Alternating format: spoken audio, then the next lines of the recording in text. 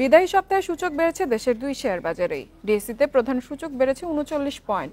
এ সময় লেনদেন হয় 2770 কোটি 10 লাখ টাকা, আর বাজার মূলধন বেড়েছে প্রায় 3000 কোটি টাকা। অন্যদিকে চট্টগ্রাম স্টক এক্সচেঞ্জে সার্বিক সূচক বেড়েছে 29 পয়েন্ট।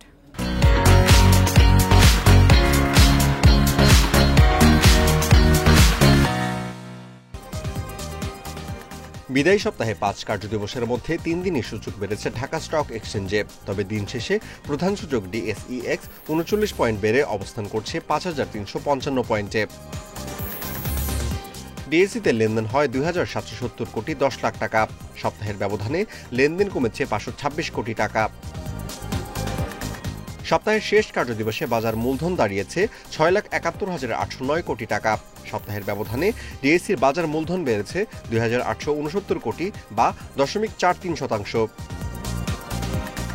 বিদায়ী সপ্তাহে হাত বদলে অংশ নেওয়া 384টি কোম্পানি ও মিউচুয়াল ফান্ডের মধ্যে দর বেড়েছে 148টির, কমেছে 205টির এবং অপরিবর্তিত রয়েছে 31টি প্রতিষ্ঠানের শেয়ার দর। সপ্তাহ জুড়ে সবচেয়ে বেশি লেনদেন হওয়া প্রতিষ্ঠানের তালিকায় প্রথম অবস্থানে আছে বাংলাদেশ শিপিং কর্পোরেশন, দ্বিতীয় বেক্সিমকো ফার্মা এবং তৃতীয় অবস্থানে আছে ইউনাইটেড ফাইন্যান্স। শতাংশের দিক থেকে দর বৃদ্ধি তালিকায় প্রথম অবস্থানে আছে শাইনপুকুর সিরামিক্স, দ্বিতীয় মেঘনা ইন্স্যুরেন্স এবং তৃতীয় অবস্থানে আছে প্যারামাউন্ট। অন্যদিকে বিদায়ী সপ্তাহে চট্টগ্রাম স্টক এক্সচেঞ্জের সার্বিক সূচক 29 পয়েন্ট বেড়ে অবস্থান করছে 14,880 পয়েন্টে। সপ্তাহ জুড়ে লেনদেন হয় 52 কোটি 36 লাখ টাকা। Amirul Islam, independent news.